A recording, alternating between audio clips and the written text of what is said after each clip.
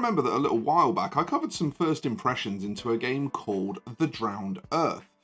And I was really pretty excited and pretty interested in that game due to its similarities to my favourite game, Infinity. But shortly into prepping the miniatures with plans to play some games and make some content on The Drowned Earth, it occurred to me very quickly that that beautiful unique visual style it has would present a bit of a challenge. See, I own quite a narrow range of scenery, and none of it really fits that aesthetic for The Drowned Earth. But it was whilst enjoying a coffee from a petrol station, don't at me, that inspiration struck. Because these little stirrers are kind of the perfect scale to make planks for 28mm miniatures. And me not being one to do things by halves, I then wondered if maybe you could use these sticks and not a lot else to make some scenery. So armed with my bag of coffee stirrers and some Mod Podge, I began experimenting with the sticks to see what could be done. My thought process was that I would at least make some walkways and platforms and maybe a couple of vertical structures. That way I'd be in good shape to, at least fill out a table without too much trouble. But I wanted to get an idea of what was possible.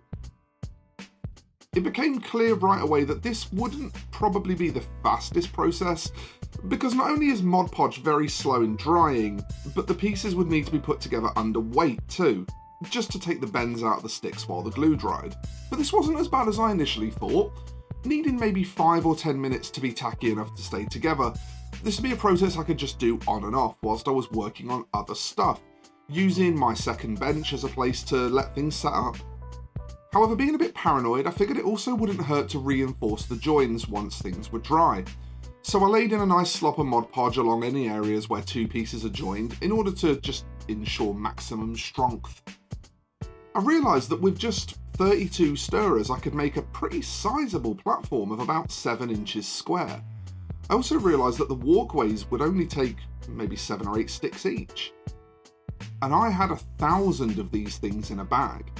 Even if I made a bunch of platforms and walkways, I wasn't going to get through them. And so it was at that point I decided to start experimenting with some other stuff. Some fence-like structures could either form barriers or go underneath pieces to raise them up off the table. I also wanted to make some solid walls, both chest high and full height, because we're committing fully to this coffee house cover, I'd like it to actually block line of sight. And it even became clear pretty quickly that little buildings could totally be a thing too, just several of those wall and panel type arrangements glued together into a structure. The doorway wall is pretty self-explanatory too, I just cut a hole in a wall panel and put a little offcut over it. Easy peasy. And it became clear at this point that coffee stirrers are just a really cool craft tool. I got so engrossed in this project that I realised I was running through this bag of coffee stirrers pretty quickly.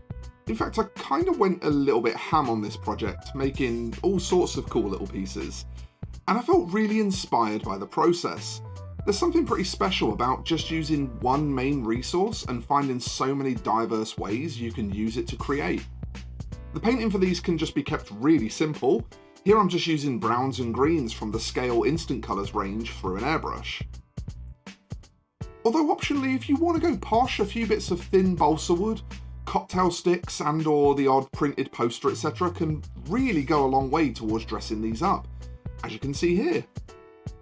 And the only thing I'm maybe a little bit sad about as I near the end of this building session is that I've not even really managed to make a start on the minis to go with it. But after painting and embellishments, I feel like this is really nice. It's a low challenge build and it's pretty easy to do around other projects because you can just leave things setting off to the side. And I'll be honest, I really love the result.